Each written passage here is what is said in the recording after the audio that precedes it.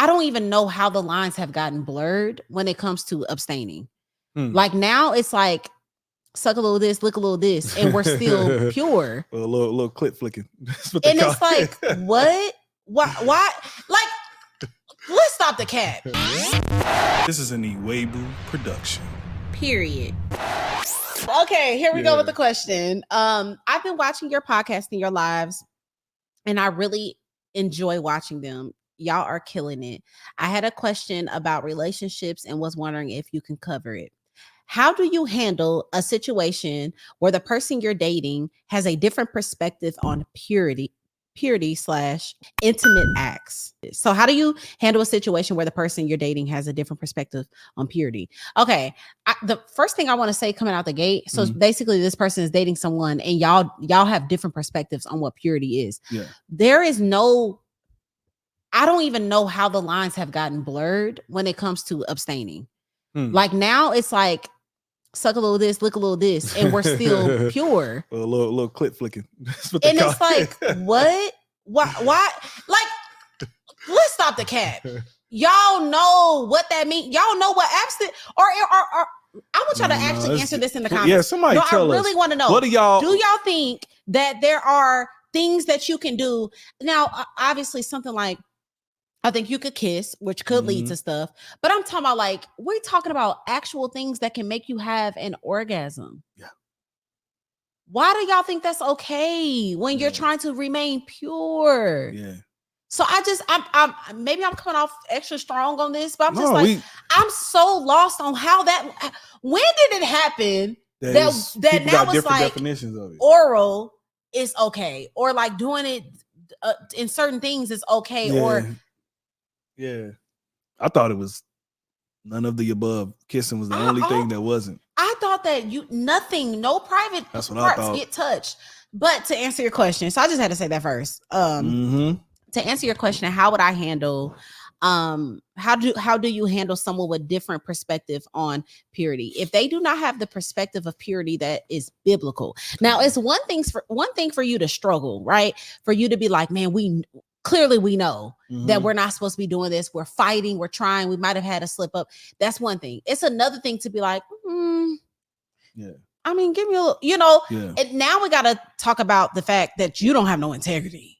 Yeah. And one thing about integrity, because I have a man with such high integrity, if I could take away all great qualities, I would never take that one away, because integrity it's a domino effect in every area. How you treat your kids, how you are on the job, how you treat me, it just affects and impacts everything. And so if you got someone that's kind of bending the lines biblically, again, it's one thing to be in your flesh and struggle, but to be like, we know we're not supposed to do this. I know I'm not supposed to be intimate. I know I'm not supposed to do, that's one thing. But to be like, I mean, who gonna know? Like, it's like, or I mean, a little something like, okay, I think that so I don't know what your situation is, but I think you should run from someone that is bending, because they gonna bend some other things. For sure. Y'all gonna get married, they gonna start bending some. Well, what's wrong with a little threesome? What's wrong with a little corn? How you do anything is how you do everything. Yeah. Like straight up. But that's my answer. Yeah. Run. I believe. I think that you guys should be in the same alignment. And I'm gonna be honest, I know that there's some people who don't agree with us. Like, babe, that they feel like, no, I mean, as long as we don't do this or whatever, then they're good with it. It's some people that's okay with kind of doing some sin. Like they're okay with not kind of doing like some, not kind of doing it. You doing it, with some, okay, we're gonna lick on some breads, we're gonna do some other things. Yeah. I'll say find somebody that's in alignment with whatever it is that you're gonna do. Like, obviously we always tell you guys, man, just stay away from the bed. I know it's so hard, and most aren't gonna do this. I already know that, so that's what we here for. That's why I said our gap ministry, like what you can't get in the church is a lot of times it's gonna be the Iwegbus. That a couple that did some things out of order, meaning we jumped in the bed before we went and did all the other things, before we got committed, and we pay for those consequences, and we know what comes with it. So after you get done, go ahead and doing what you want to do, single who's listening to us and who still want to get down with your girl or your lady or whatever, your girl or your man or whatever, we here.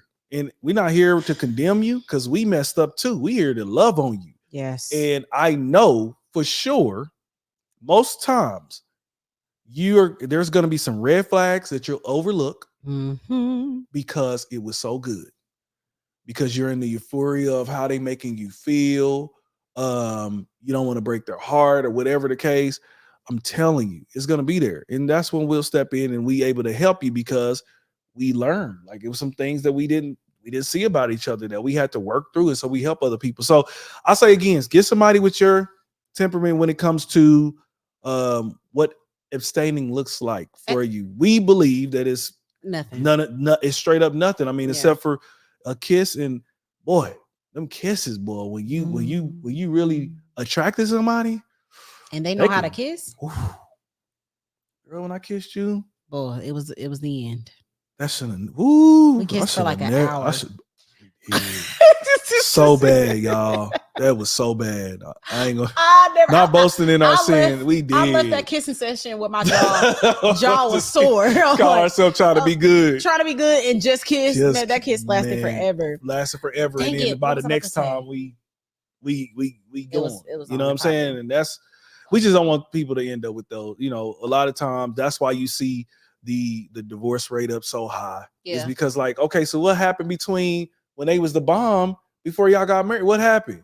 Yeah. Oh, you found out about their flaws. There's not a married couple that we know have coached, talked to older than us, before us, that have been intimate before marriage, and some part of their marriage be like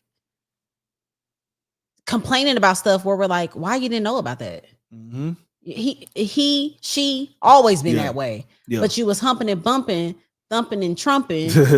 You didn't pay attention to that. No, you knew that red flag was there. Been there. You knew it was there. Yeah. Even in the stuff that I wasn't pleased with you, I'm like, girl, sit down, shut up, be quiet, and go get in that word because you knew it. But if you wasn't busy rocking and clocking, you would have saw that. Thank God, I was blinded to some things because it's the best decision I ever made outside of choosing God. Yes, but like it's some things that I'm just like, there's nothing that it don't really, like you say it all the time, it don't surprise me. Like I saw that. You gotta stop being so shook that you married somebody that's imperfect. You gotta know that you were blinded by the peen. Or by the V. And be like, okay, this is what we're gonna eat up. But I want to also give hope to that because on the flip side, like there are so many people that I hear are divorced. I've talked to divorced women and men, and I'm like, y'all could have worked that out. For sure. That was workable. For sure. But it requires Jesus. And what I have come to realize is people don't want Jesus. People don't want Jesus. Even those that claim they're believers. They just want to be somebody. They just want to be married. Yeah, they just want to be married. And they want the fairy tale that the lies of social media tells them. There's hope on the other end because although we did not everything, we did a lot of things wrong. We did a good amount of things right as well. We did a lot of things right, which is actually walk with the Lord, even through our sins. Yes. That's what's so dope about God. It's like I tell the ladies of light this. I'm like, just do life with him. For sure. While you rolling up the blunt.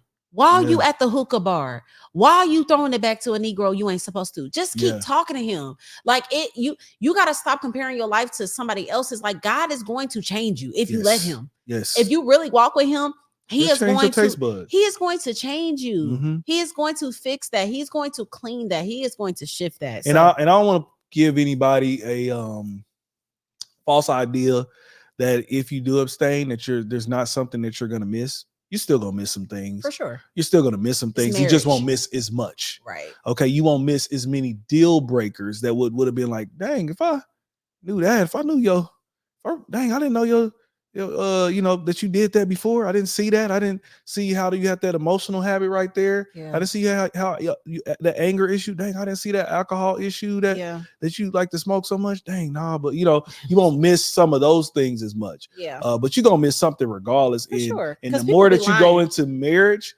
you learn more about your partner. For sure. Hey, thank you for making it to the end of this video. If you could do us a huge favor, please hit that like button and please subscribe. Yes, and please do not forget to hit that notification bell. We need y'all to be locked in every single time we drop this fire content. Yes. Also, we need y'all to follow us on all social media platforms at the Iwegbus. And look, we will see y'all on the next video.